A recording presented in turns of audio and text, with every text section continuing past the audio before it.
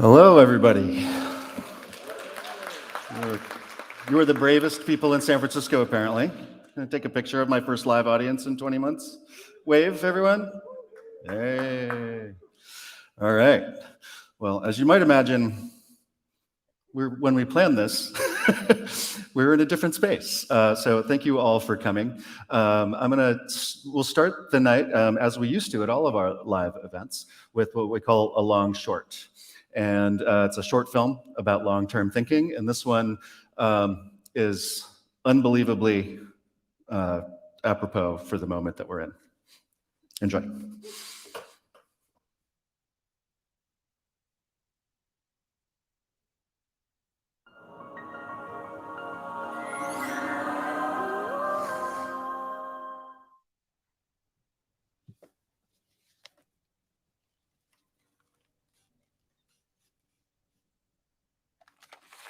If you are, at first, really fucking anxious Just wait. It'll get worse. And then you'll get the hang of it. Maybe. Start with the reasonable feelings, discomfort, lack of focus, the sadness of alone. You can try to do yoga. You can shut off the radio when it gets to you. You can message your family or your friends or your colleagues. You're not supposed to leave your home anyway, so it's safe for you. There's also the gym. You can't go there, but you could pretend to. You could get bendy by yourself in your bedroom. And there's public transportation. Probably best to avoid it. But there's prayer and meditation. Yes, always employ it. If you have pains in your chest because your anxiety won't rest, take a moment, take a breath. Start simple. Things you can handle based on your interests, your issues and your triggers and your inner logistics. I miss lunch counters so much I've been eating sandwiches and pickles while hanging unabashedly with my phone. When you are tired again of still being alone, make yourself a dinner, but don't invite anybody over. Put something green in it or maybe orange. Chips are fine sometimes, but they won't keep you charged. Feed your heart. If people are your nourishment, I get you. Feel the feelings that undo you while you have to keep apart. Watch a movie in the dark and pretend someone is with you. Watch all of the credits because you have time and not much else to do. Or watch all of the credits to remember how many people come together just to tell a story, just to make a picture move. And then set yourself up dancing. Like it's a club where everybody knows you, and they're all gonna hold you all night long. They're gonna dance around you and with you and on their own. It's your favorite song with the hardest bass and the cathartic drums. Your heart pumps hard, you belong, you put your hands up to feel it. With the come down comes the weeping, those downward eyes and feelings. The truth is you can't go dancing, not right now, not at any club or party in any town. And the heartbreak of this astounds you. It joins old aches way down in you. You can visit them, but please don't stay there. Go outside, if you're able. Breathe air. There are trees for hugging. Don't be embarrassed. It's your friend. It's your mother. It's your new crush. Lay your cheek against the bark. It's a living thing to touch. Sadly, leave all benches empty. Appreciate the kindness in the distance of strangers.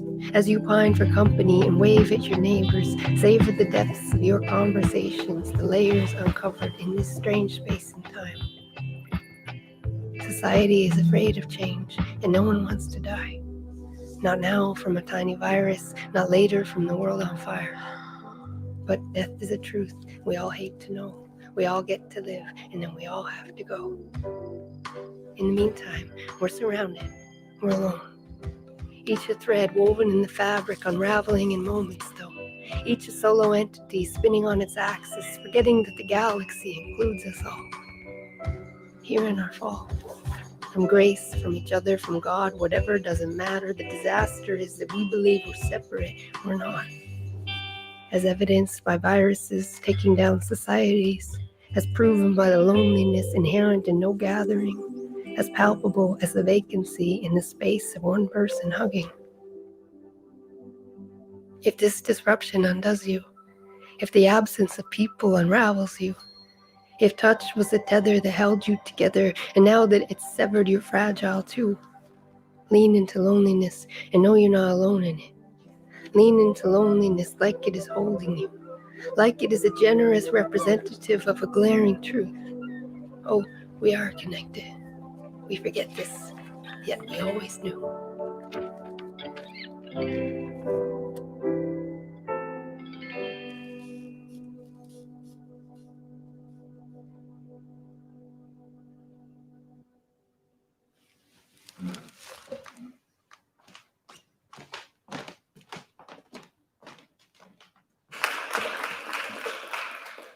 Yeah, feels painfully real, doesn't it? As I mentioned, I'm Alexander Rose, the executive director here at Long Now, and I am a infrastructure nerd.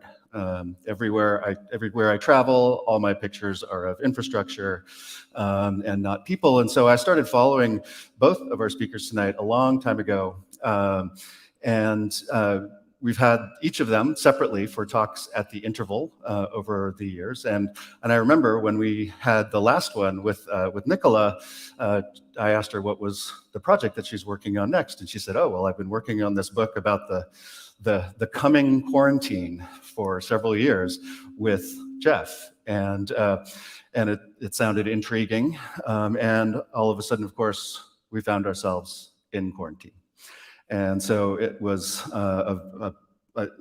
seemed like the perfect talk to come back to for all of you. And so they have been doing this research for many, many years over. I think you said started the project back in 2015 and are now, it was going to be about the coming quarantine and is now about the history and the future of quarantine. So welcome, Geoff Manaugh and Nicola Twilley.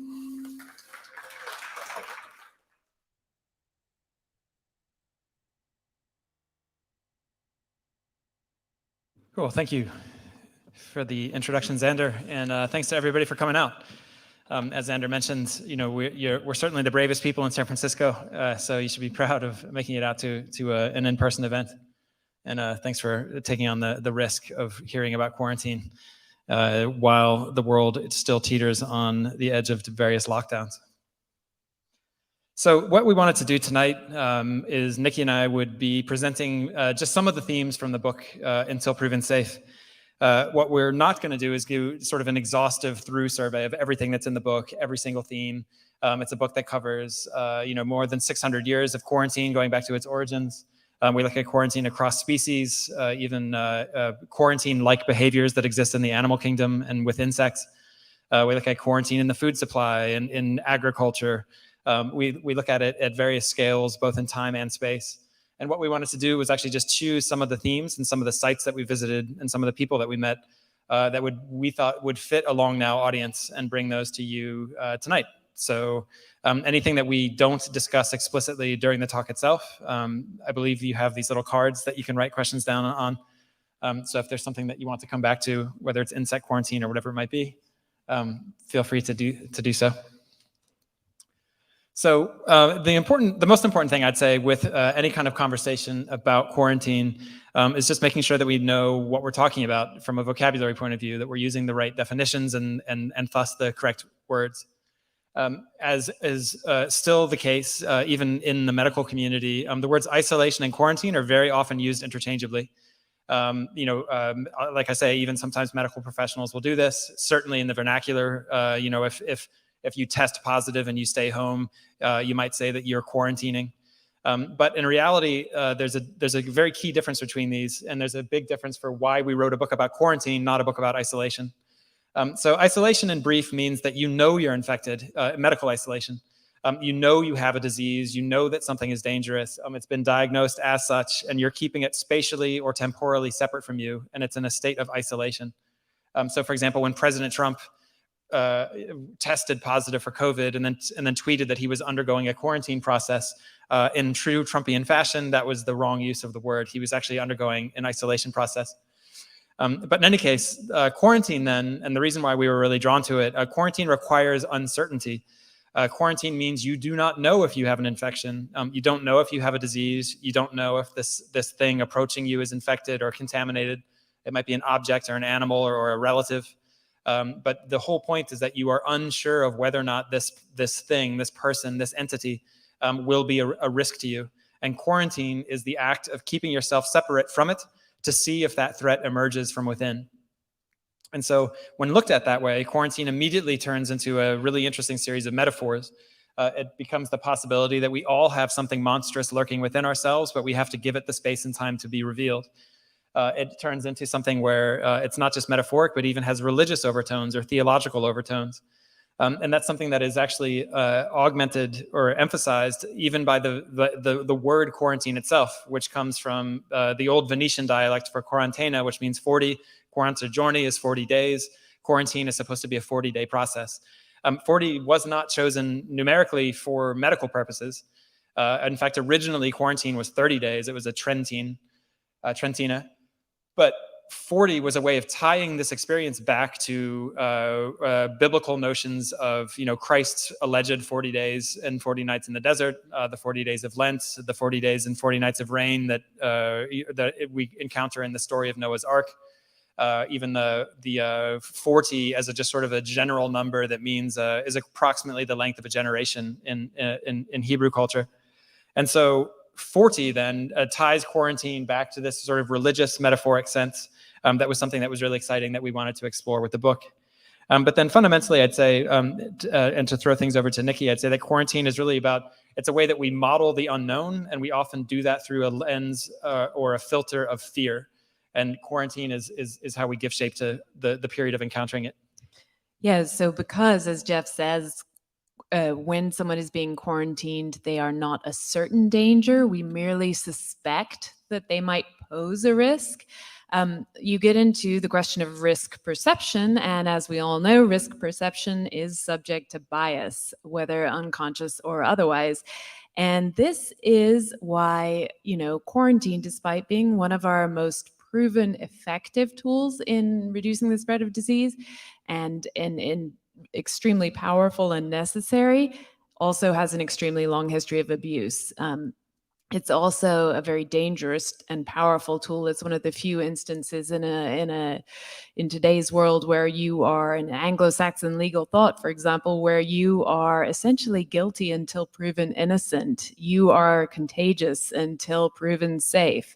And so that the ethnic scapegoating that we saw during COVID-19, when Asian Americans were being targeted as sort of perceived disease vectors, that has a long history. So just to give a local example, here in San Francisco, 120 years ago, at the time, local elites wished to redevelop the area that is Chinatown, raise it and redevelop it, prime piece of real estate. And so when a Chinese lumber salesman was found to have the plague, that was a perfect excuse. And they locked down the entire neighborhood behind fence posts and barbed wire.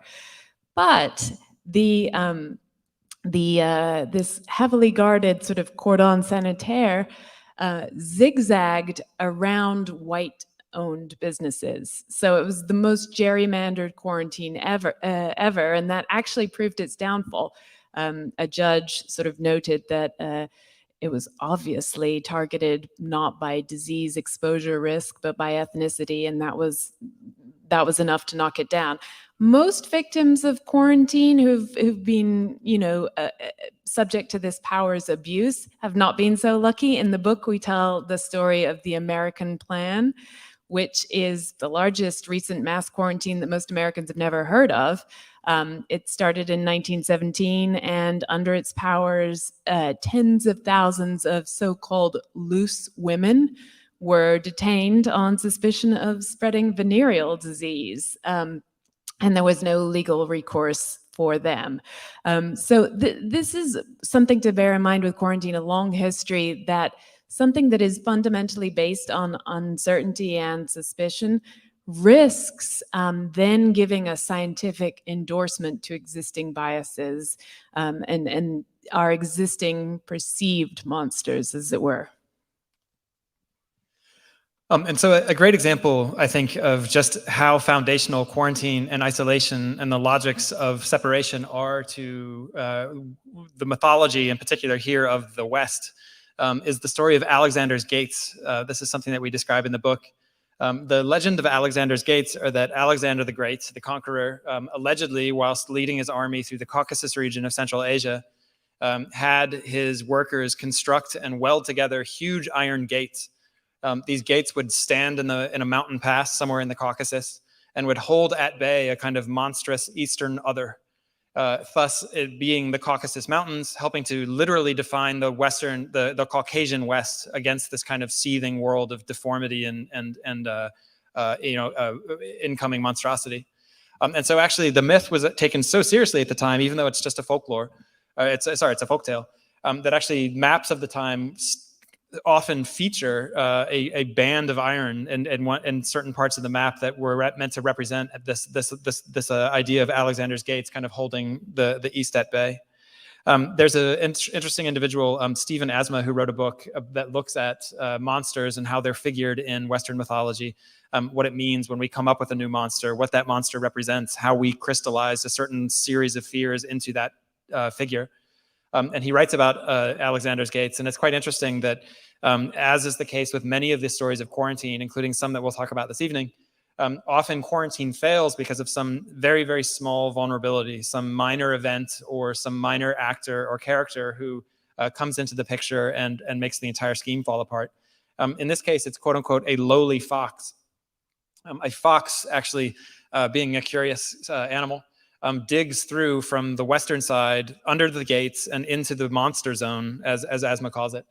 The monsters are kind of shocked and surprised to see a fox and follow it back into the Western world.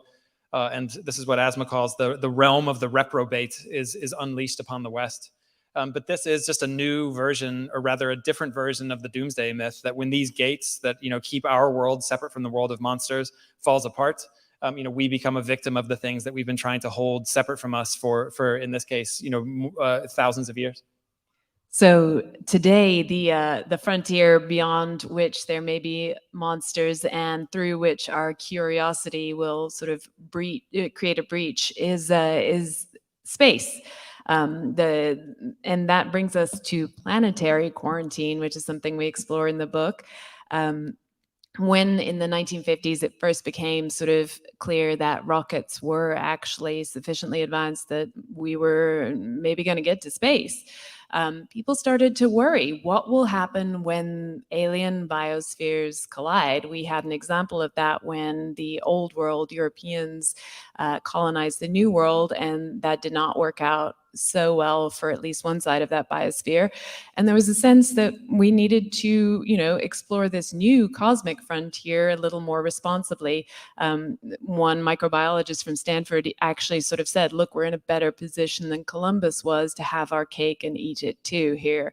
So planetary protection became planetary quarantine became the planetary protection, which became international law, and it encompasses two different strands. So one is forward contamination, that's bringing Earth life to extraterrestrial environments.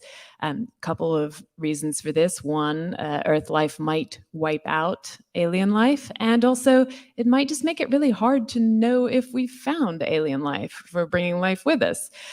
So forward contamination is, why I am dressed in this bunny suit, having gone through rigorous decontamination procedures and being very carefully instructed on what shampoo to use and what condition my nails should be in when visiting the Perseverance, the rover that's now on Mars.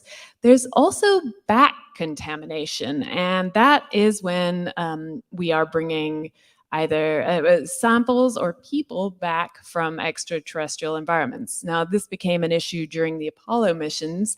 And so it involved, the CDC sort of officially said, hey, you're not bringing the astronauts back unless they go into quarantine.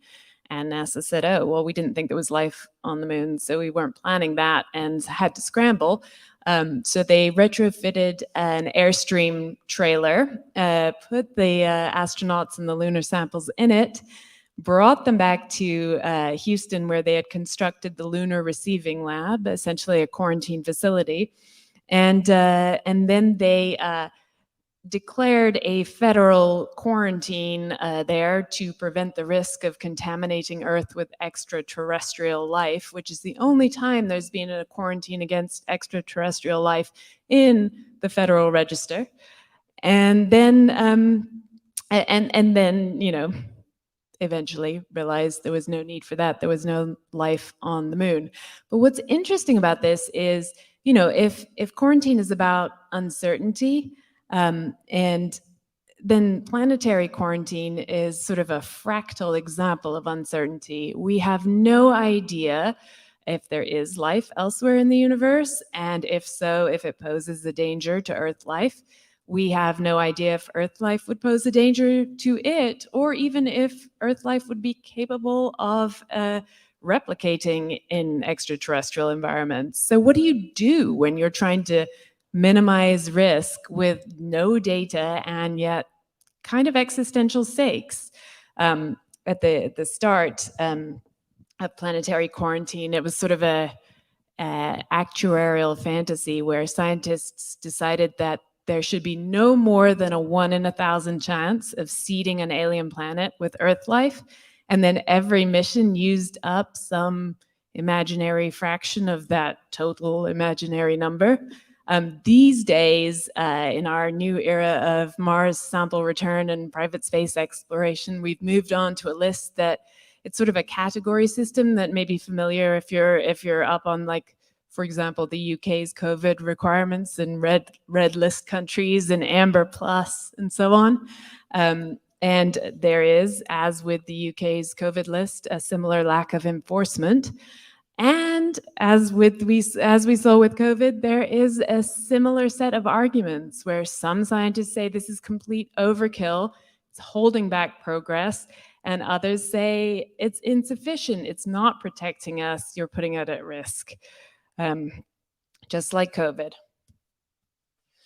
So one of the things that we did with the book was look into the life of a man named John Howard. He was an 18th century British prison reformer who looked at architecture as really a way to pursue humanitarian aid to increase the comfort of the incarcerated by traveling around Europe, by visiting prisons, dungeons, and jails, seeing how people were kept, and in the process advocating for the reform of those institutions, of those buildings, and of the treatment of prisoners in a more humane manner. However, he'd also noticed that quarantine facilities were very similar to these prisons and jails. People were treated in a very similar manner. They were often kept in very, very similar buildings, sometimes the same building. And so at the end of John Howard's life, he went on a new mission around Europe, ended up as far east as Russia, what is now Ukraine, in fact, and devoted his 60s to reforming quarantine, to visiting lazarettos and quarantine facilities. And so there's one chapter in our book in particular where we follow in John Howard's footsteps. But what we wanted to really do throughout the book was ask, where would a 21st century John Howard, someone who was investigating sites of quarantine, who wanted to see where quarantine was being experimented with, or the technical limits of isolation were being pushed today, where would such a person go?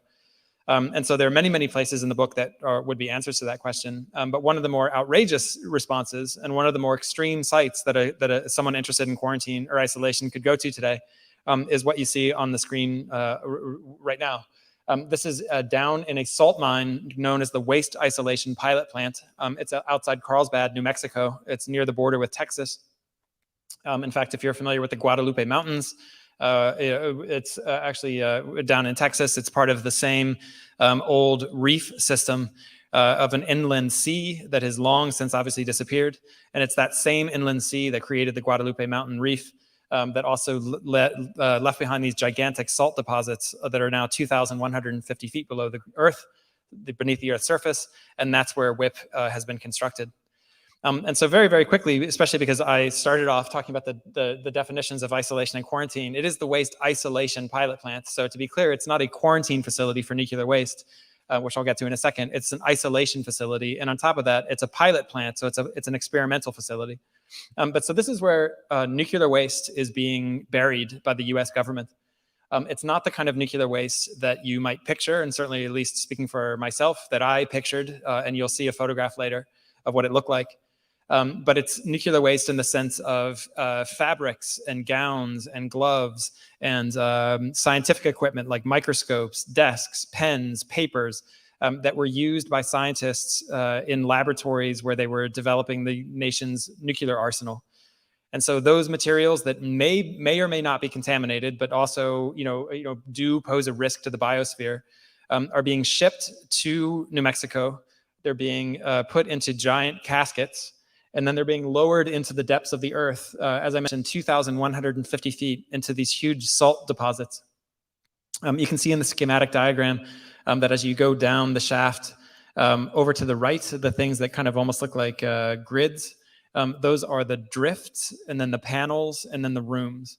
The rooms are individual rooms are huge. The room itself is very roughly the size of let's just say a tennis court.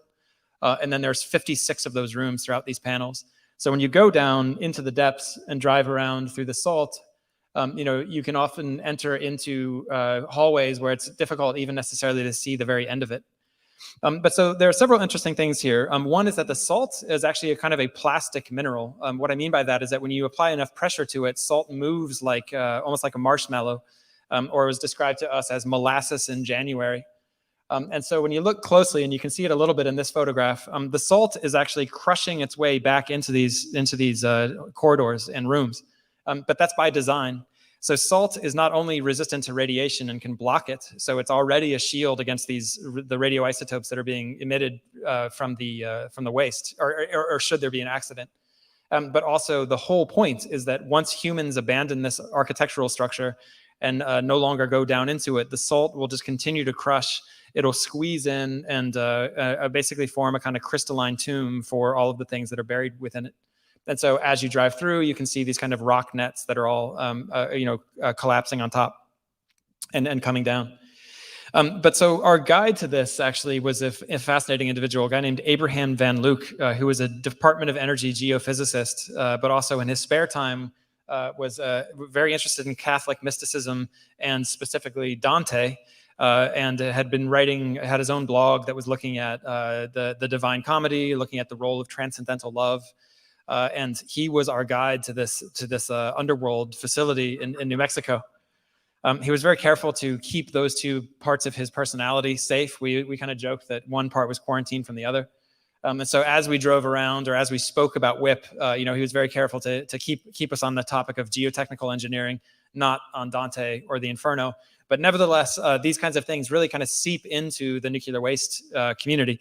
One thing that you'll notice right away when you start researching this is that underworld metaphors, in fact, can be found throughout the nuclear waste industry. Castor and Pollux are the name of two types of containers used by the European waste management companies. Eurydice is incredibly an acronym, but it's also the name of a European waste consortium that helps deal with some of these engineering issues. Et cetera, et cetera. You can find these kinds of things throughout the industry. But this actually kind of came to a head with some experiments. Actually, I'm going to go back. That was the nuclear waste. I gave you a little spoiler. There's a project that really caught our attention because it was something that we found throughout the history of quarantine, which was how do you communicate risk to individuals and to people, and how do they believe what you're saying? So if you're trying to convince people thousands of generations from now, and you're dealing with nuclear waste that's going to be dangerous for at least 10,000 and possibly many millions of years, how do you convince them that this is in fact a dangerous substance, that they should not in fact dig it up, and that it's something to be avoided? We saw even during COVID-19 that people didn't believe that COVID, and still don't believe that it's a real disease, that think that the cure is the vaccine rather is actually a bioweapon. There are people that don't. If you don't trust the information that's coming to you, why on earth would you trust some sign that you found that was written 8,000 years ago and it's in the middle of the desert telling you not to dig? So that may sound like a very niche thing to be concerned about, but in fact, there's a lot of real worry that WIP is going to be disinterred. And so beginning in the 1980s, there was a series of Department of Energy funded roundtables that looked at bringing together semioticians, anthropologists, linguists, experts in religion, even experts in radiation sickness, and brought them all together to kind of brainstorm what we could do to prepare future generations to believe the message of danger. I won't go into too many specifics, although it is a fascinating field, just to give a sense of what they came up with. Some is kind of Titanic land art. There's one that's a giant landscape of thorns made of concrete. The idea apparently being that aggressive geometric shapes, almost like that fountain down near the Embarcadero, near the ferry building, aggressive geometric shapes would be just so terrifying that people will leave and they would never consider digging there. Another one of my personal favorites was I guess the Department of Energy in the 1980s was so sensitive to the sight of Edvard Munch's famous painting, The Scream. If you've ever seen Home Alone, the Macaulay Culkin film, it's what he's doing in the poster. But that was considered so terrifying in the 1980s, apparently, that Edvard Munch's The Scream was going to be reproduced at various scales throughout the WIP site in order to scare future generations from digging there. Another one, it was the Ray Cat proposal, which was actually to make cats, genetically modified domestic house cats, so that if cats came into the region and there was loose radiation, and then radionuclides in the environment, the cats would change color and potentially even emit fluorescent light. And somehow, people with these cats would conclude from that there must be a leaking underground radiation source, and they'll leave the greater Carlsbad area and go to where their cats no longer glow. One of the worst ideas, though, actually came from a nuclear waste conference that we went to in 2016 for my birthday, actually, which was a fascinating place to be, but where a then current employee of the Department of Energy said with a straight face that the actual solution was what he was working on, which was an exceptionally detailed legacy website. It would be accessible by smartphone, and you could find schematics and diagrams and everything just warning you about what was down in the depths, the mineral depths of WIP. But the idea, of course, that smartphones, let alone Wi-Fi, let alone even the internet itself, won't be around tens of thousands of years from now, didn't really seem to be of concern of this individual. But so in any case, I've gone on too long, so I'll just do a couple more details here. But so this is the waste face. This is nuclear waste. It's inside these canisters, often just with saran wrap and barrels. It was quite anticlimactic, even though we were given dosimeters to register if we were being exposed to radiation. I think, again, speaking for myself, I was expecting something, a glowing green mass in the depths of the earth. In fact, it looked like they were kind of loading up a transatlantic flight.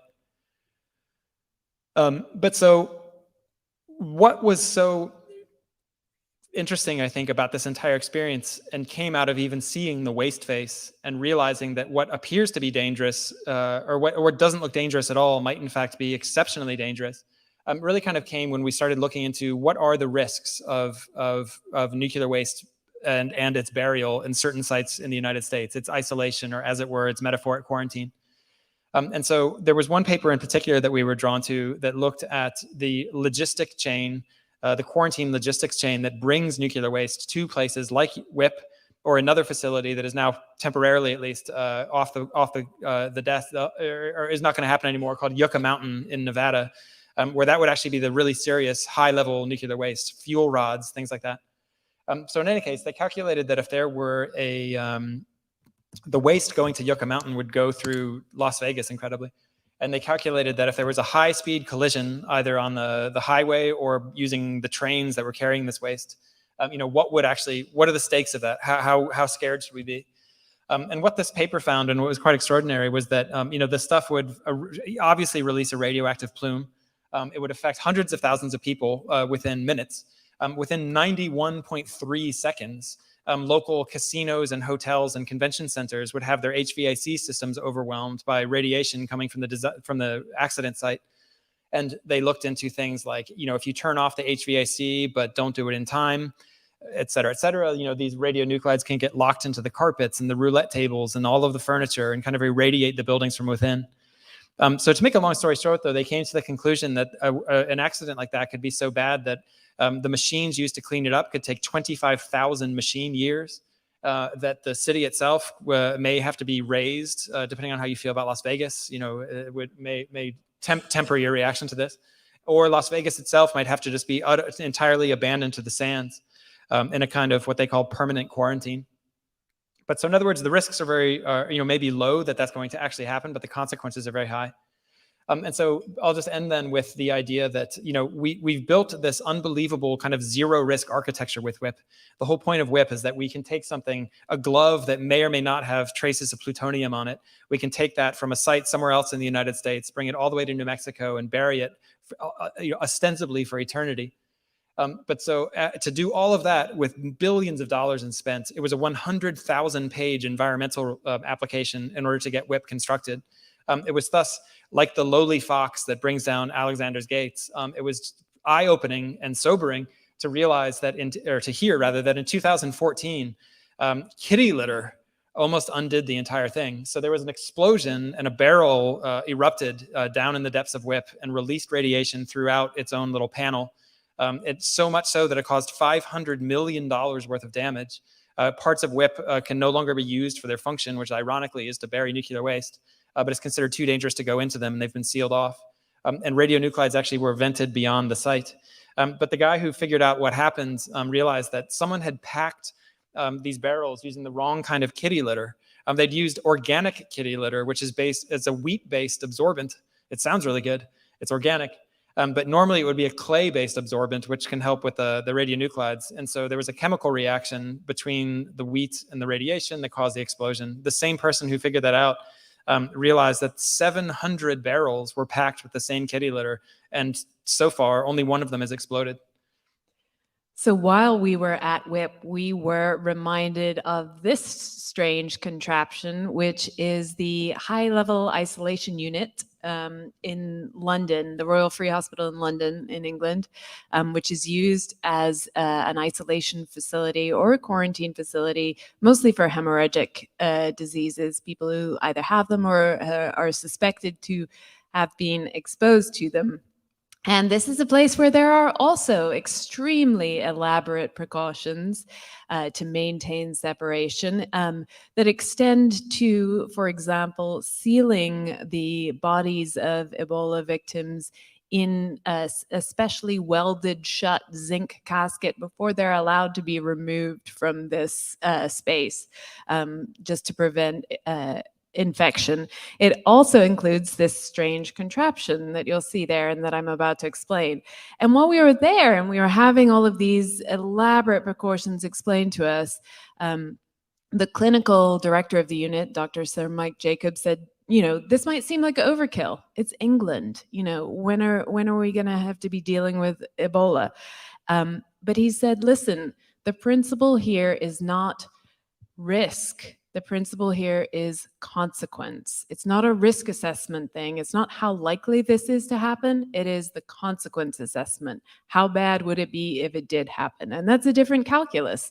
That's abandoning Las Vegas to the sands. Again, some may think that's a benefit, but it is a different calculus. And so that idea of risk versus consequence is something that came up again and again in quarantine and is a really kind of powerful way of shifting your calculus. But another takeaway from this particular visit is the idea of quarantine as a designed experience, or rather that quarantine is not a designed experience and needs to be. So this is me inside a Trexler unit, and the Trexler unit has an amazing backstory that I wish I had time to tell you about, but I don't. But the way it works is that the person who is either suspected of having Ebola or has it hops inside this tent. They're probably not hopping if they actually have it. And the doctors and nurses caring for them just kind of sort of insert themselves into these suits built into the tent wall. This is me inside it immediately after the Dr. Jacobs told me that they had cleaned it using an experimental decontamination procedure after the last inhabitant left. That was a Scottish nurse with Ebola. So there I am, there he is, and as he explains, all he has to do, and I quote him, is invaginate himself into the wall to provide care. And so what's interesting about this is the UK is completely unique in doing isolation this way. And actually, Mike Jacobs told us they get ridiculed for this. People laugh at them. Everywhere else in the world provides isolation care for people with infectious diseases using PPE. And this is Geoff. You might not recognize him here on the left. In full PPE with our guide to quarantine, who we met in Venice, who turned out to be the chief scientific officer in charge of Italy's COVID response later. But he had Geoff dress up in PPE to sort of show us what this is like. It's extremely hot. It's extremely hard to put on and take off without the risk of infection. That's something that people train for repeatedly and still get wrong. And you also look like an alien.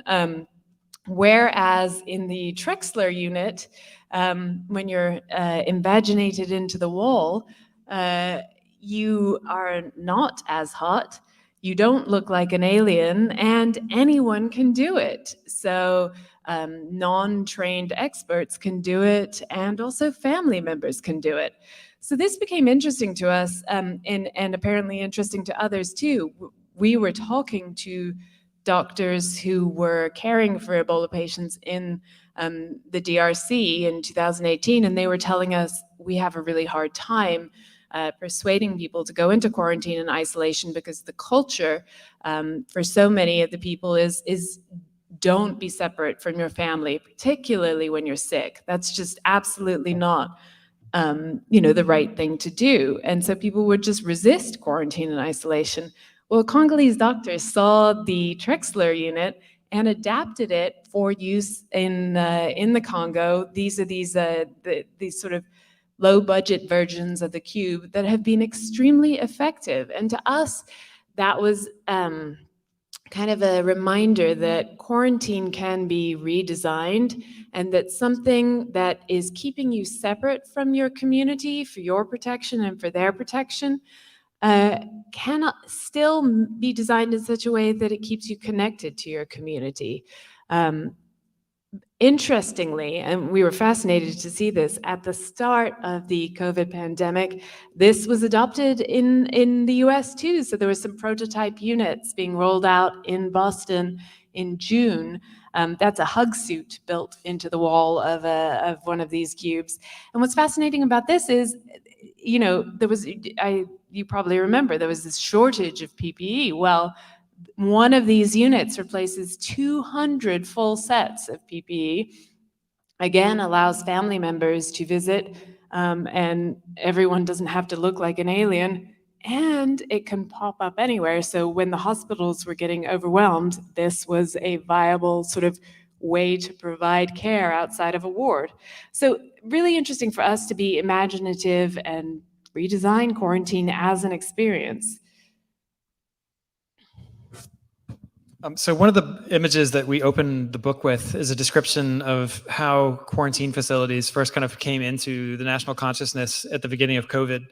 There was this really extraordinary scene that happened up outside Seattle, Washington, where the local health authority had purchased an Econo Lodge motel because there was no place for quarantining. They didn't have the infrastructure or the architecture or the facilities to do it. And so they sent a crew out wearing PPE. They stepped out of a van, walked over to the Econo Lodge sign, and then just started painting it black. It was like a Slayer video. And so they just gradually, the sign that's set is still glowing, Econo Lodge, is just gradually replaced by this matte black rectangle, like a pirate flag kind of hanging over the street, that just basically said the previous function of this building has been canceled. This is now a quarantine facility. So quarantine it presents an interesting infrastructural challenge. We've already talked about some of the logistics of it, how to get waste or how to get infected people or potentially infected people rather from one place to another. How one can interact with them if you're a doctor or a family. But then finding enough place and enough space in a time of mass quarantine is a huge architectural challenge. And so someone else that we met for the book was the now former head of the Army Corps of Engineers, which is the U.S. agency who effectively is put in charge of building things, of changing the landscape, building dams and levees and hospitals and whatnot. And what was quite interesting was that he pointed out some things about the otherwise perceived aesthetic limitations of the American landscape, the sort of cookie cutterness aspect of it, the fact that hotel chains, when you drive out of a city, you'll see the same series of the 3 or 4 different hotels, 3 or 4 different gas stations, 3 or 4 different subdivisions that are all designed and constructed by the same company. This kind of similarity, this J.G. Ballardian identical nature of the American landscape actually lends itself very well to mass quarantine. And so what he was tasked with doing, the former head, Todd Semonite is his name, the former head of the Army Corps of Engineers, was to come up with a way to retrofit the American landscape for quarantine. And so he did. He came up with a guide that allowed local experts and contractors and public health authorities to retrofit hotel rooms, dormitories, convention centers. This is the Javits Convention Center in New York City that's been turned into a site of quarantine purely by introducing, cubicle-like walls and cots. He found a way, General Semonite, to trick air conditioning units in motels so that they could actually produce negative air pressure and not, allow germs to spread from one room to the next. And so what was so interesting about that, and there's many things as an architecture writer that I'm drawn to there, but is that, we are in a position that I think for the next quarantine, the next pandemic, that I think that we are going to be technically or more technically and architecturally prepared for quarantine, but we will not be emotionally ready to experience it, which is the real challenge of how to deal with quarantine next. And so one of the things, this is a challenge you could have seen coming, essentially, because one of the things we did while we were reporting the book as we went to pandemic simulations. And so these are essentially like role-playing exercises where world leaders, domestic leaders gather and try to game out their responses to a disease outbreak. One of the ones, the most recent ones we went to before COVID-19 was called Event 201, so named because the World Health Organization deals with an average of 200 epidemic events each year, and they figured it was only a matter of time before one of those had global pandemic potential. As it happens, Event 201, which happened in October 2019, was simulating a novel coronavirus. And one of the participants was none other than George Gao, who is head of the Chinese CDC. And so I think you can see how useful role-playing a novel coronavirus in October 2019 was to the global response. I just want to also say it came with a plush toy of a coronavirus. So we still have it. That we have, yeah. The thing about these simulations is you saw the same mistakes made again and again, and each time, the organizers would write reports with recommendations, most of which echoed the last report. But one of the most sort of striking features of them is that each time we were there, people would say, okay, so this is where we implement quarantine. And then they would move on, as if quarantine was a drug or a vaccine, not as if quarantine was a lived experience that people have, that has to be implemented, it has to be enforced, it has to be endured. People have to go somewhere and do something. And so that aspect of quarantine was completely overlooked as a lived experience. And this is where we start to resonate with our long short that started the evening. Because the fact of the matter is quarantine is boring. Not the book. The book is great. Total page turner. But quarantine itself is extremely boring, and it always has been. There are letters from, the priest in charge of managing quarantine in 1600s Genoa saying, what are these women I'm in charge of supposed to do all day? There are letters from 18th century aristocrats saying, I've written letters to everyone I know, I've tallied up all my expense reports, and now I'm going slowly mad. So these themes are, and then you have COVID-19 where, the British public spent half their waking hours watching Netflix, literally. Calculated during the first lockdown. So it's boring, and everyone knows that. So how to fix it? We spoke to a boredom researcher for the book, and she said, well, boredom, it's not really a thing, it's just a signal that you're not engaged in what you're doing and you're not finding it meaningful. And then she told us about a study she had done called the Jerk study, and basically consists of making people really bored. She has them watch a video of a rock for 20 minutes. And then she gives them the option, if they want, of doing something mean. So you can take money away from a person, or in this version of the experiment, there was a worm killing device set up, and you could choose to kill the worms. And she said, listen, if people are bored and you give them the option of something bad to do, they will do it every time. Similarly, if you give them the option of something good to do, they will do that. And the takeaway from this is not that people are terrible, but that if people are going to be bored in quarantine, and they are, how can we give them something good to do? How can we redesign quarantine to make it a positive experience? Since we know this is coming, this is the lesson of history. Quarantine is always boring. And the larger picture there is that quarantine should be a meaningful experience. You are doing something, making a personal sacrifice for the public good. It just doesn't feel like that. So how do we redesign, reimagine it, give it some experience design? And that sounds frivolous, but it isn't. And now is the moment to do it, because we are going to experience quarantine again in our lifetimes. When Geoff and I used to talk about this research back in like early 2019 and 2018, we used to tell people you are going to experience quarantine in your lifetimes. Now we say you are going to experience quarantine again in your lifetimes. But there's this tendency to want to move on. But our point is, now is the time, with the insights that we have from COVID-19, to ask, what should quarantine look like in the future? So briefly, the worms weren't actually killed. It was a fake worm killing machine, and so the ethics weren't quite as bad. Well, I just felt bad for the worms. So the future of quarantine, I think, as you can see from what we're talking about, it really doesn't require a technical solution. It requires more of an emotional or even spiritual or a narrative solution, something that gives quarantine meaning, however you find that in your own life. But nevertheless, the technical perfection of quarantine is something that many, many people are now trying to figure out, as healthcare, data, and smart home sort of technology all combine into one massive edifice. And so just briefly, I wanted to talk about how we look at the future of quarantine towards the end of the book.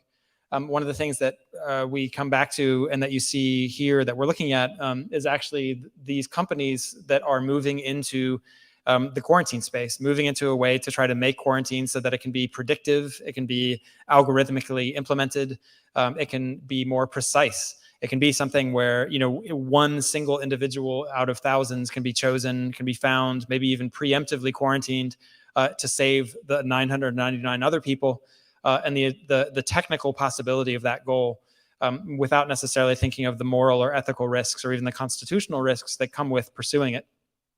In this case, we're actually looking at a patent diagram. The specifics are not particularly important in terms of the slide, but it was an actual patent filed by Amazon so that its Echo digital speaker could recognize sounds of illness and depression in people who were speaking or coughing around it.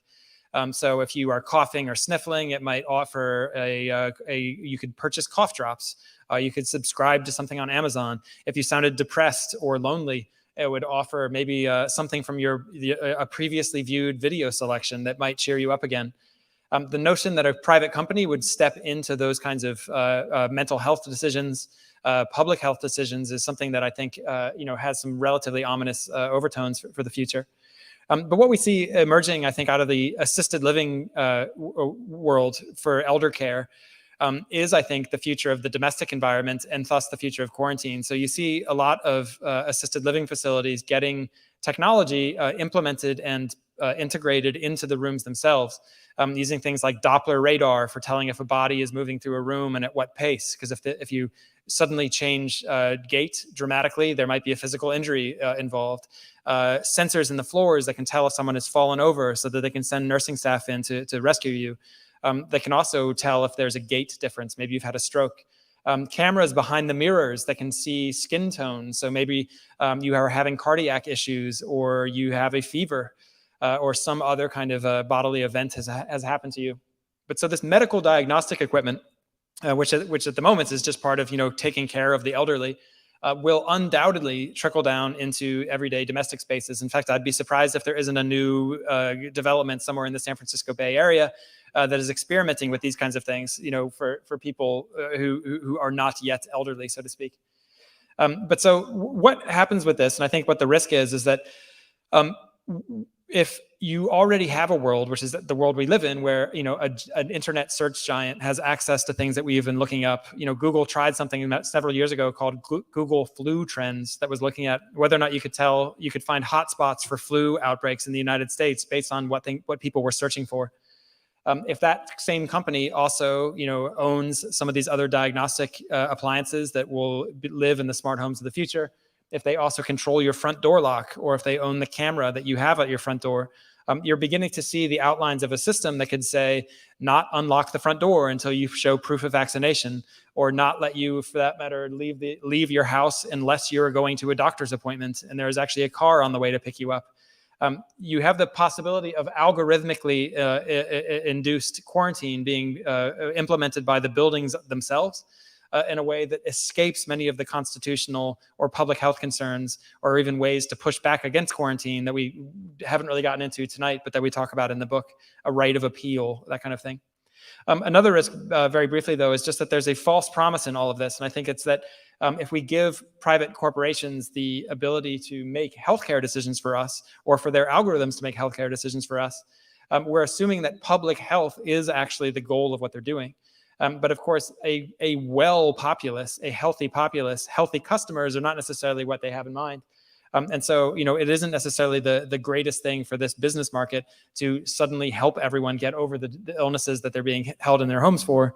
And I think that that's one of certainly one of the moral risks of the future of quarantine.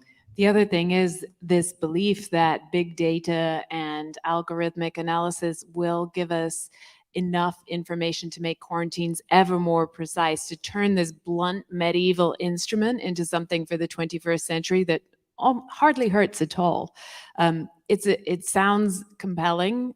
Tech companies believe they can do it, but as weather forecasters have found, you can feed more data into the model. You can have sensors everywhere, and you still can't tell what the weather is going to be like here in Fort Mason in a month's time. So there is a limit to what can be modeled. In fact, the digital epidemiologist, one of the ones we spoke to for the book, ended up on the COVID-19 modeling team for the UK government, and told us really it's just a matter of evaluating which is your least worst option. Honestly, that's what the models do for you.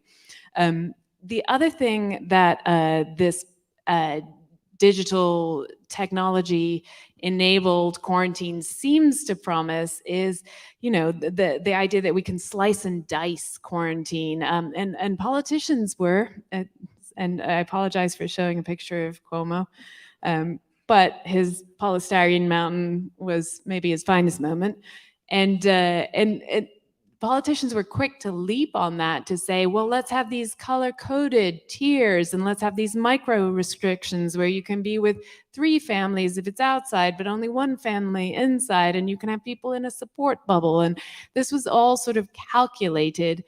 And yet, those kinds of quarantine restrictions, those kinds of restrictions on mobility and interaction proved less effective because the logic behind them was so opaque and appeared not to be even understood by the politicians who were advocating them, let alone followed by them in most cases. And so that unfair and unenforceable, essentially, kind of precision quarantine actually may well not be the solution. And so with that, I'm going to bring us to a close by saying it was really bizarre to be finishing a book about quarantine during COVID-19 and lockdown, but it was actually more so frustrating. We, in the history of quarantine, saw every single mistake that happened during COVID-19 had happened before. And there's a natural urge to say, well, when the pandemic's over, can we move on? Can we forget? Can we not learn? And that's incredible. That's the wrong move. We need to redesign quarantine, not just because we're going to experience it again, as I said, but also because it is shaping the world around us. And I give just a quick example here. The passport, which is now the piece of paper that regulates our movement around the world, its ancestor is the health passport, which was first pioneered in what is now Italy in the 1500s as a way of avoiding quarantine. You would get one of these documents and it would say that you were coming from a place that was healthy and not diseased, and that would allow you to dodge quarantine. Well, that has hardened into, a piece of paper that determines exit and entry around the world. And the same thing is true. In the book, we trace national borders that are former quarantine lines. We trace bureaucracies, even the United Nations itself, back to disease control measures. You can see the start of this happening now. This is the Alipay system in China that is being used to regulate movement. That this kind of thing, it's a temporary thing, an emergency thing that starts happening during pandemics and then hardens into the new reality. And so, yes, we live in a world that is shaped by quarantines past, and our future is being built from today's lockdown as we speak.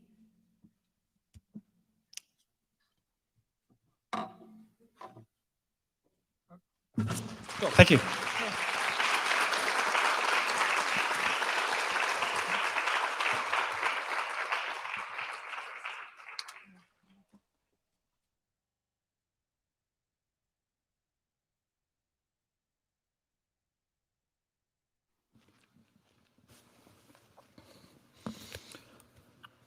Well, thank you guys. That was fantastic and could not be more appropriate of a topic.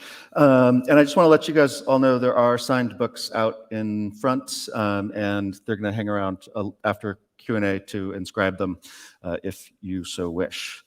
I thought it was really interesting you bringing up the waste isolation plant. That same rift area is where the clock site is, just about 60 miles south of the WIP site. So it's kind of become our little isolation site for the clock as well. Kind of keep it out of harm's way anyway. I think what was interesting, I think, obviously about this quarantine that we're in is that in some ways it was the least boring quarantine in history, right? Like we had access to world, most of the world, a lot of the world, I guess, had access to world news. A lot of people could work from home in certain types of ways, or at least communicate from home. How do you think where do you think that fits in this spectrum of the history of quarantine? I guess I'd say a couple things there. I mean, it's one of the things that really struck me about the lockdown for COVID was how many people were inspired to change their lives precisely because they got to see their life through a kind of intolerable lens of a Groundhog Day-like permanence. This is the thing. The very things that people would have said would have been, say, their perfect Sunday. That they're going to stay home, they're going to watch Netflix, they're going to, just read books on the couch. When you're told that that's what you have to do and that that's an inescapable fate and that this is the thing that you're going to be doing for another 12 months, suddenly your own everyday life becomes intolerable. And I think that was one of the things that inspired so many life changes. We had people that moved out of Los Angeles where we live. Marriages amongst our friends fell apart. Relationships broke up. People quit their jobs. They moved to Boise, doing things to just get a change from Los Angeles. Is my point. But so I think that was one thing that was quite interesting about it. But I think also in the history of quarantine, I guess the other thing I'd say is that originally speaking, 600 years ago, quarantine was actually a communal experience. So when humanity went into quarantine, it would be with our neighbors and our family and the other crew members on ships that we had arrived with. Whole neighborhoods might go into quarantine together. Churches would go into quarantine together. They'd go to the lazaretto. They would go to an external facility and cycle through that facility almost ritualistically. And that ties into that idea of the religious overtones of quarantine. This was a period of cleansing. We're going to go through it together and we're going to emerge anew, proven safe, and go back to our everyday life. And so it's quite interesting that now quarantine almost means exactly the opposite of that. It's this atomized experience. It's going off to be alone. It's sort of hiding off in an apartment of our own. So I think that that's one of the interesting ways I think that this kind of can be both compared to and contrasted with the history of quarantine. That's interesting, and I think germ theory is relatively new, yet clearly people were understanding this in some way. And my understanding of the massive pandemic in North America when Westerners first arrived it was so exacerbated by the fact that when somebody gets sick, the family would come around those people and then of course get more and more people sick. But it does seem that at least in parts of history, I mean, what is the earliest pandemic that we know about? It's certainly before germ theory was figured out by a lot. Absolutely. And one of the things we look at in the book is why did quarantine emerge, where and when it did? Like who, because there's no, if you don't have germ theory, there's no scientific reason that you would think that separation and isolation is the way to go. And it emerged in, we didn't talk about this in the talk, but it emerged in the Adriatic Sea when the Black Death first arrived in Europe. At the time, Europe had centuries of freedom from epidemic disease, infectious disease. And so this was sort of a novel, terrifying thing that had made its way from the East, broadly speaking, and reached Europe with trade goods. And one of the, merchants really just wanted to preserve the source of their wealth, which was trading with the East, while not all dying. And so quarantine was this idea that we could just sort of park the ship outside on an island initially, just offshore, and see if it was safe or not, because they could correlate the arrival of trade goods with the outbreaks of the Black Death. So there's this idea of observation there. These are merchants who are watching the flow of business. There's also an element of, not, in some regions, if you would think that, a plague is a punishment from God or a misalignment of the stars, then quarantine makes no sense. You wouldn't have a reason to implement it. You would instead pray or hope for the stars to realign themselves. And then the other piece is that this was part of the Republic of Venice, and it was not a democracy in the sense that we know it today, but there was an elected leader, and there was a sense of public and public responsibility and responsibility for public health in that leadership. And I think, and people being answerable to the community, and that sense of public is actually essential to public health. And again, is one of the reasons why quarantine emerged where it did. Whereas in the New World, where there were far fewer animals to be domesticated, there were fewer zoonotic diseases and thus fewer pandemics to be dealt with. So there's a sort of ecological, political, cultural, religious logic to quarantine emerging where and when it did. And it's interesting. And Venice was kind of built as an isolation effort, right? More of a defensive one, but it kind of probably helped act as a quarantine zone as well. Well, yeah, that's one of the things that we mentioned in the book, actually, is that Venice, even though technically quarantine was invented in what is now Dubrovnik, it was really perfected in Venice, but precisely because the geographic form of Venice lends itself so well to isolation and quarantine. And it's not a coincidence that Venice is also where the first ghetto was devised and implemented, where the Jewish population was required to live in a certain area of Venice that was actually sealed off with gates, where you had Christian guards stationed to make sure that they wouldn't come out at night. And so, that's sort of a byproduct of the geography itself, lending itself to quarantine. I think one of the things that you guys touched on in your talk, and that became painfully clear, I think, to all of us, and certainly did to me in going through a quarantine, is how imperfect it is. Right? And I remember talking to the scientists on Biosphere 2, and they're like, well, we still have ants that we don't know where they came from. It's like they're trying to isolate so heavily. And as we were all wiping down our groceries at the beginning of this thing, and you'd realize, oh, I just brought that thing in, and I don't, it was just like, it's all imperfect at all levels, I'm sure. And, we have some of the worst diseases that have escaped have been from labs, at level 4 labs, right? So that imperfection, I think, is the thing that makes this so human, and so the whole thing is built of humans, and so it's just not really good.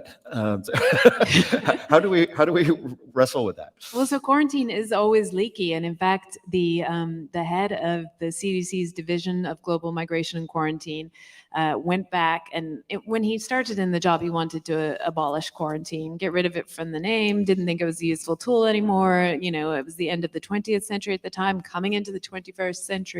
Surely we could do better than this medieval tool. And he went back and analyzed outbreaks for which there was actually good data, which was primarily the 1918-1919 flu. And he realized, quarantine does work, and it works even when it's leaky. In fact, sometimes the leaky quarantine works better than a quarantine that you're enforcing heavily. because then you don't actually know where the escapees went. So the data shows that it does work, and the reason it works is because it's working at a public scale. It's working, and Marty Citron, this is the director of quarantine, the CDC, he was actually the one who originally coined the term that we all heard this time last year of flattening the curve.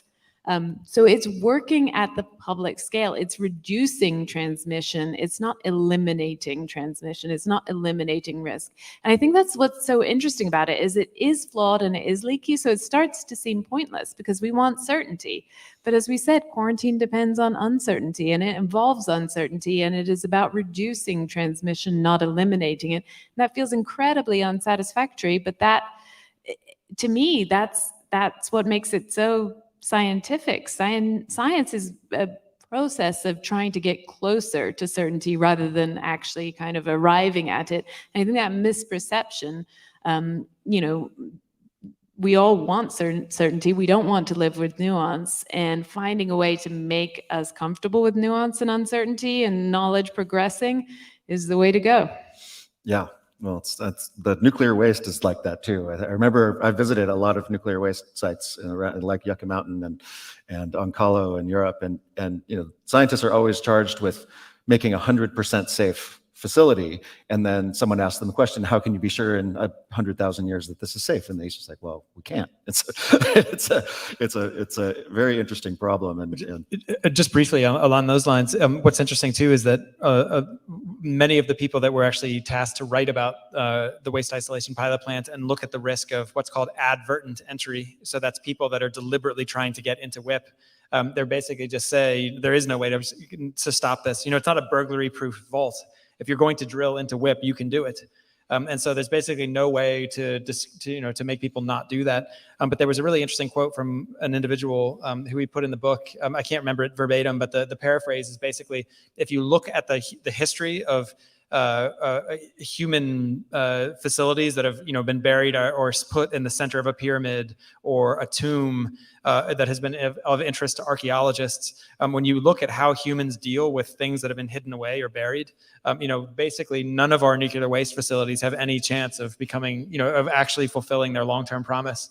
And for somebody in the nuclear waste industry to say that, it's a bit like, okay, so you mentioned that whole project of how to market, and a lot of the results of that, if you look at the markings that were on the outside of King Tut's tomb, they said, your family will become sick for generations. Like, it's basically all the same things we mark a nuclear waste site, but it's nothing, nothing makes you want to think there's gold on the other side of that door more than that. They didn't have glowing cats though, Yeah, did the glowing cats. Sorry, the other thing that I just thought was so funny is that the Department of Energy, in one of their papers, they actually bragged that they finally chose these giant granite blocks, and that's what they're going to carve their warning message into. But they actually brag in one of their white papers that their rock is better than Stonehenge. Anyways, it was pretty amazing. Nice. Yeah, I went to one of these conferences of the geologic repository leaders, and they all know that the right answer is to not mark nuclear waste. It's the safest thing to do. But they all know that is a politically impossible answer for them to give. So it's an interesting problem. Kevin Kelly asks, so let's say contagious viruses are going to be the norm for urban humanity. What do you think our response is going to look like in 50 years? The optimistic version or the... I do feel that we are going to leave this to the tech industry, and we are going to live in a world where at the flick of a switch, our own individual movements will be restricted using whatever technology we have by then.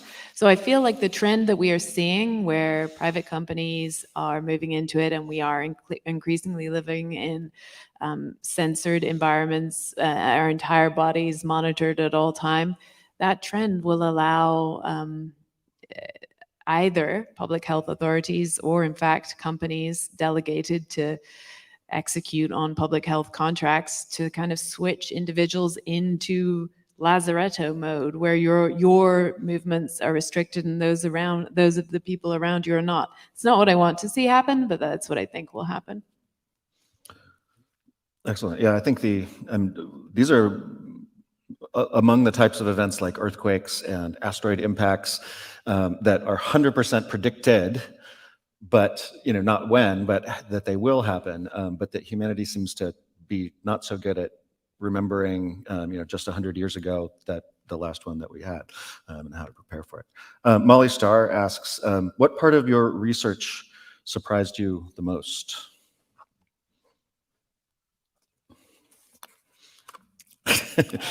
I mean, it was the planetary quarantine stuff was pretty surprising to me.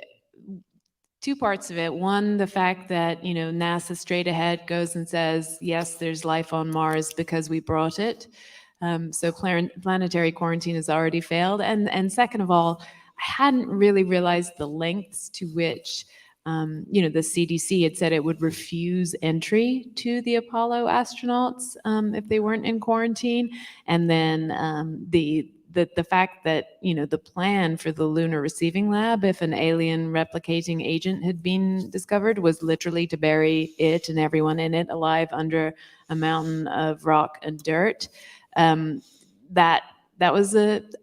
this part of the Apollo story you don't usually hear. That was surprising.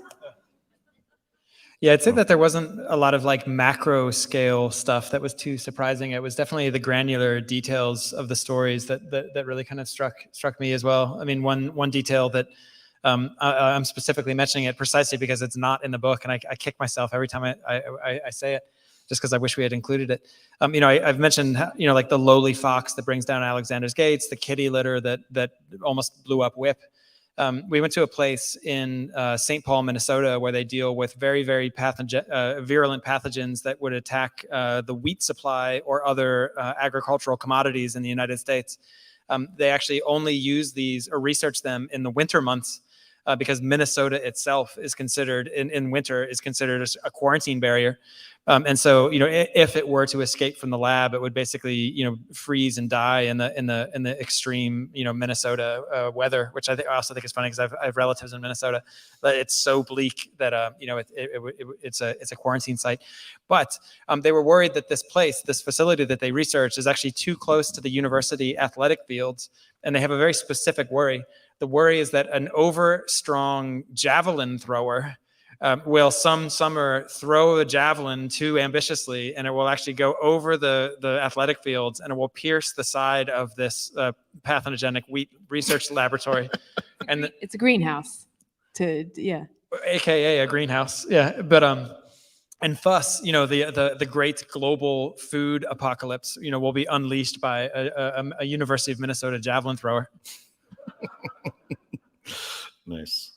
I have to say, I was really surprised to hear that there was a global pandemic simulation in October of 2019, and the head of China's CDC was there. And I'll never forget, one of the very first news stories I saw on this was an aerial shot of like 65 excavators building a quarantine facility in Wuhan, and going, whoa, they're building a hospital in 3 days. And it's like, clearly they had a different mental model than we did, and it was borne out.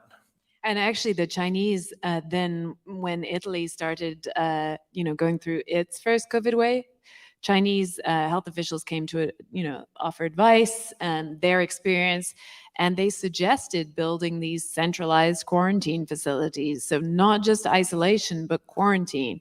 If you had been exposed, if a family member tested positive, you should be rounded up and put in a centralized quarantine facility. And that's what they built in Wuhan and elsewhere in China and used, and that's what they thought was effective. And the Italians said, well, thanks, but that's not possible here. When we spoke to Todd Semonite of the Army Corps of Engineers, he said, well, yeah, that's what we did in the military, centralized quarantine. Yep, we knew it worked, but not possible for the American public. When we spoke to the director of the CDC Division of Quarantine, in October 2020, well into the pandemic, he said, yeah, we had these debates. It's a bit like the nuclear repository folks. So the best thing would have been centralized quarantine, but it was politically unfeasible. So it's in China, politically unfeasible is a different calculus. So And Raphael from one of our live streams is asking, do you see examples of quarantine-like behavior in other primates or other species? I think you mentioned at the beginning ants or insects. Yeah, so this is a fascinating and emerging field of study. And it makes sense because, of course, other species are social and they incur, as well as the benefits of being social, they incur the risks of being social, which is infectious disease spread. And other species also build architecture. And so, they've been building architecture for longer than us, termites and ants and so on. And so there are researchers starting to look at, well, do these social species and these architecture building species, do they quarantine?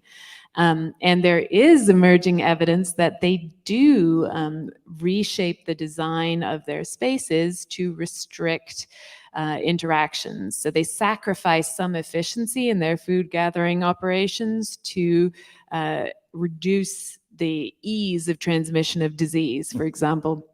Also, one analogy I loved is that termites, when there's a contagious infection, will eat their young. And the researcher was like, well, think of that like school closures. Because kids are these vectors that are the most likely to spread diseases, and the termites are just kind of taking care of that. We have school closures, they have eating their young. So there are also some species where the costs of quarantine are not worth the benefits. So, for example, chimpanzees with Ebola, if a female chimpanzee has Ebola, she's more likely to be attacked on her own than if a female chimpanzee is exposed to Ebola, I should say, she's more likely to be attacked on her own than get sick if she stays with the group. So they'll stay with the group. So there are species that do isolate and species that have sort of weighed the costs and benefits and don't. Interesting. Kevin Kelly asks, who is actively redesigning quarantine today, and where do you go to get it designed? Well, I think that although it would be fascinating if there was like an Amazon quarantine division, I think that actually it's a sort of a piecemeal, gradual reinvention of quarantine that is happening. We see it, through some of the things that we were discussing in terms of elder care and assisted living. Those technologies are extremely useful when it comes to quarantine or medical diagnosis more generally. Actually, Todd Semonite, the former head of the Army Corps of Engineers, pointed out that some of the solutions that he's pursuing are really almost just like a Home Depot reward shopper sort of paradise, so that the kinds of things you would buy if you're doing home renovations, like the zip up dust barriers that you would put in your house if someone is doing, maybe they're polishing the hardwood floors in one room over. Those dust barriers can be repurposed for medical isolation. Air conditioning units can do the same thing.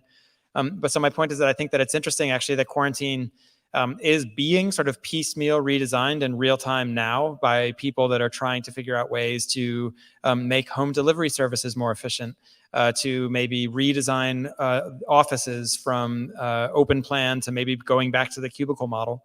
But I do think actually that there is a obvious business model opening up that is going to be interesting to see who steps into it. Where people do come up with ways to reinvent quarantine, to redesign domestic houses so that they are better at allowing isolation, which is perfect for moody teenagers, but also people who might have COVID-19 or COVID-25 or whatever it might be. One of the most interesting examples in the book of someone who's redesigning quarantine was Chevron, of all people. So the energy giant, and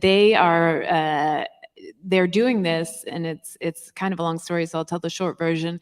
In order to be able to extract the natural gas under this pristine island off the coast of Australia, they have to completely quarantine this island from invasive species or any of the normal things that have sort of decimated much of the rest of Australia. Rabbits, rats, cockroaches, all have to be kept off this island.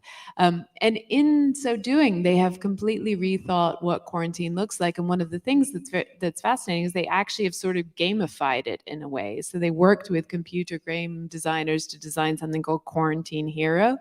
And that to me, there's much more to say about what they're doing, but that to me was the sort of creativity, incentivizing quarantine, making quarantine rewarding, fun, addictive. I mean, we know how to design those kinds of experiences, but quarantine hasn't been designed that way.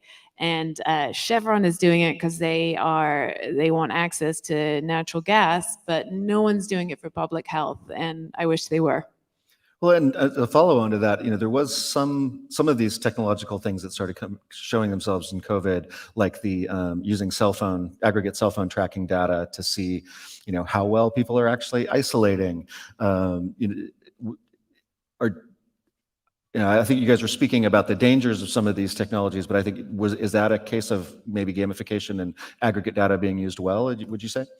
That's interesting. I mean, if it could be translated into something that made it rewarding and also made you feel connected to the people that you were protecting, then yeah. I mean, data does not have to be used for bad. It's just that, or for ill. It's just that what is the incentive for corporations to use it for good?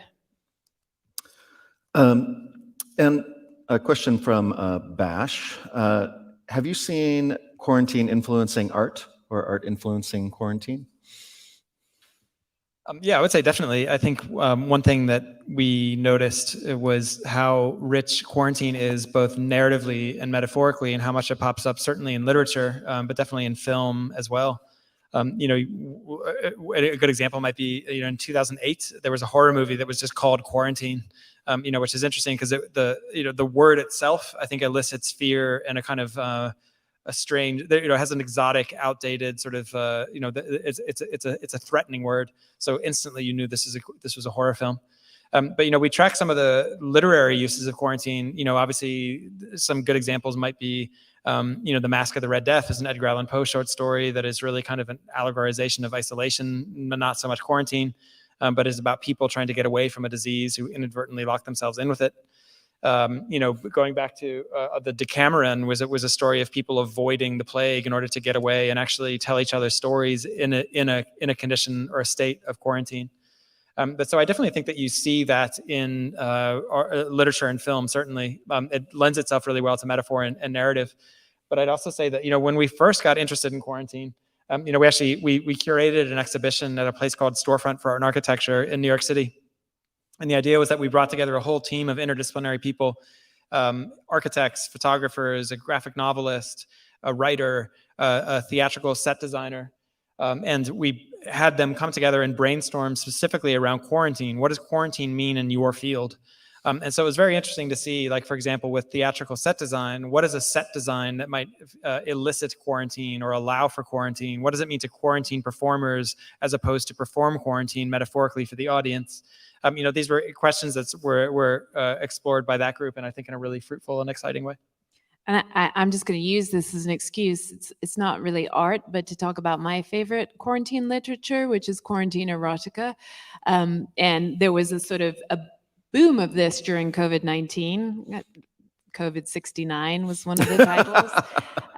But it turns out that too has a precedent. And in fact, there was a mini boom of quarantine romance stories in the 1800s when steamships and railways started to make international travel more feasible for more people. And so quarantine became this part of traveling where strangers were thrown together. While the truth was being revealed about whether they were diseased or not, they could also uncover aspects of their common humanity and find true love. And so there was a whole mini boom of these quarantine love stories, Love in the Lazarette, and so on, which are really, you can find them on Google Books, and they're terrible and really fun. Right. And in a way, almost every zombie movie is a story about lack of quarantine or something, right? I liked how you brought up the health passports thing that goes so far back, and how there's this kind of weird backlash right now against using a document to prove that you're healthy, even though that's how this is I didn't know that was the actual history of passports. But has it been through history that we've had these kind of resistances to these documents? And obviously there's been poor uses of them by certain regimes. I mean, there's definitely instances with the health passports of people faking them, and also of authorities refusing to honor them. So you might get one saying that you are coming from not a diseased place, and they might put you in quarantine anyway. So they've always been sort of, a document is a sort of a contract, is a attempt to create trust, and that has not always been the case. In some later, having a smallpox vaccination scar became the sort of bodily passport required for movement between locations often. And again, people were physically inspected for that. Whether you resisted that or not, I think often depended on whether you had the power to resist it. But definitely, I think the US, though, particularly right now, I would say maybe is unique in the level of resistance. But I do think, as much as I am willing to show my vaccine card, I think that it is right that people are concerned that the restrictions that are put upon us now will or might harden into future restrictions without any conversation about them, because that is what has happened in the past.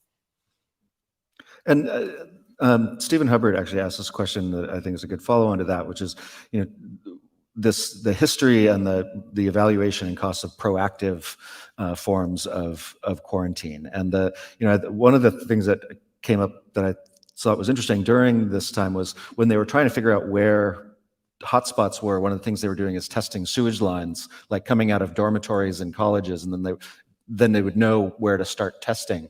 But obviously these kind of sensors can start getting built into infrastructure of cities and start finding diseases before they really blow up the way they have. But I'd love to hear, have these kind of things happened in history, and do you see them happening in the future? Well, I was just going to talk about Sentinel Chickens very quickly. Yeah. Well, so there are low-tech ways of doing that too. And one of my favorite examples is Sentinel Chickens, which the Los Angeles, for example, maintains a flock of chickens outside the city and watches to see if they develop West Nile virus. And if so, then that is a warning that the mosquito with West Nile virus has made it to Southern California, and they must respond. So this idea of the Sentinel is can be low tech as well as sort of sewage monitoring. Oh, that's the chicken in the coal mine. Yeah. Interesting.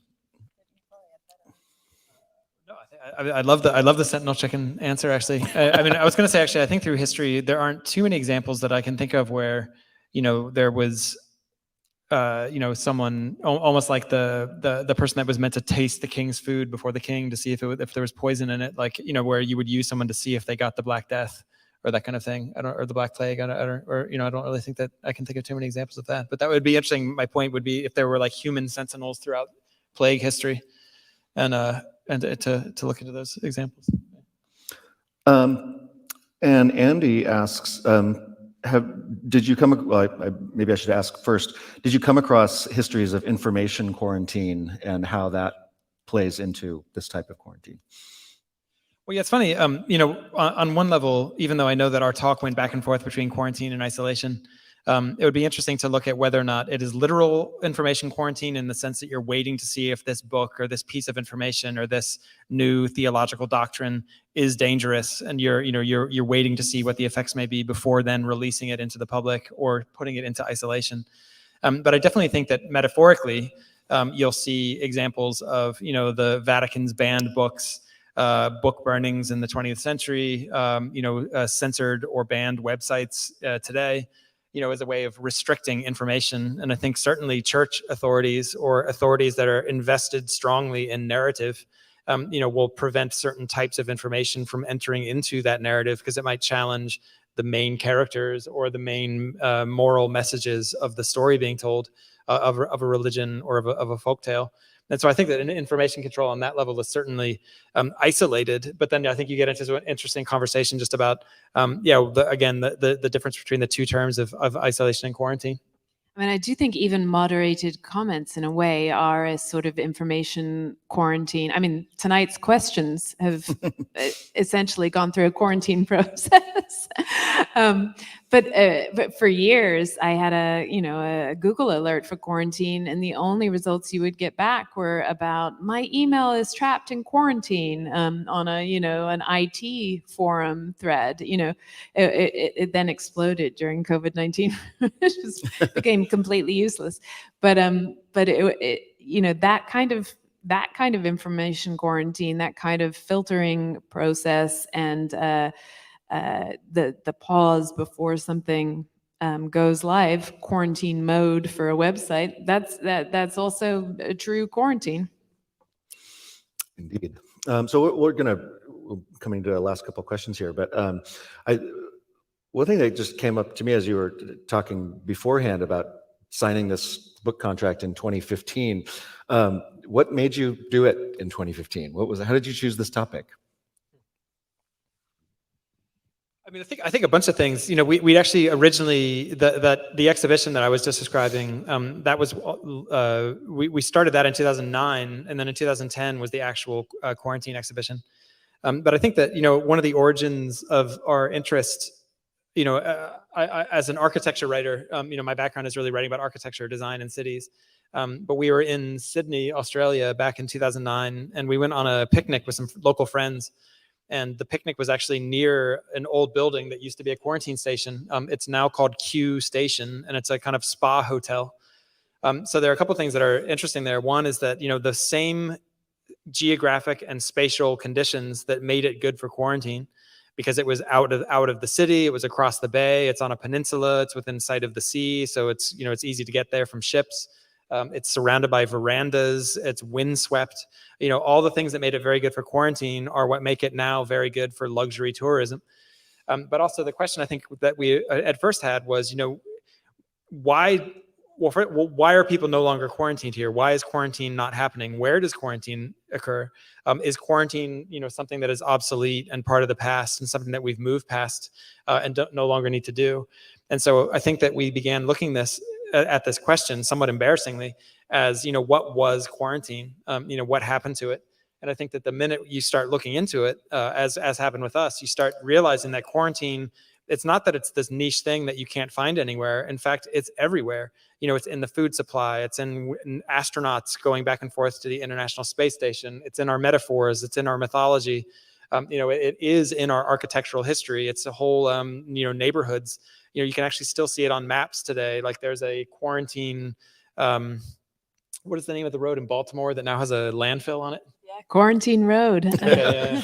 But so you can even see it in the names of road, the lazarettos and quarantines, and these things pop up. And so I guess it sort of became this thing where we started pulling on the string of quarantine. And we did that exhibition. And then a couple years went by. I worked on a different book project, and Nikki has a different book project. And then just decided that we just couldn't stop thinking about quarantine. We still kept seeing it everywhere. And we thought, you know what, we should return to this and actually write a book that ironically was going to be called The Coming Quarantine. And there was not a book about quarantine. There were books about specific pandemics and specific quarantines and responses to those pandemics, but there was nothing that looked at quarantine across the span of history and across all of its different contexts.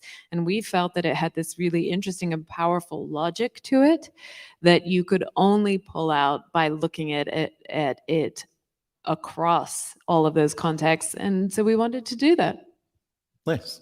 And what's next for you? Next for me is the book that I was supposed to be writing instead of the quarantine. Geoff referred to my book project. I'm writing a book about refrigeration, which I spoke about at the interval, and which will it's moving very slowly because things move slowly in the cold, but it will one day be finished.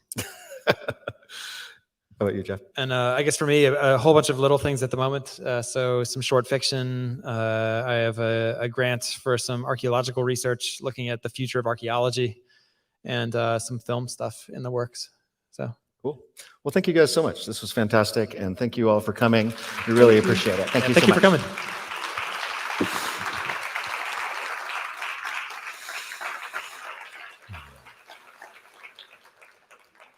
Thank you.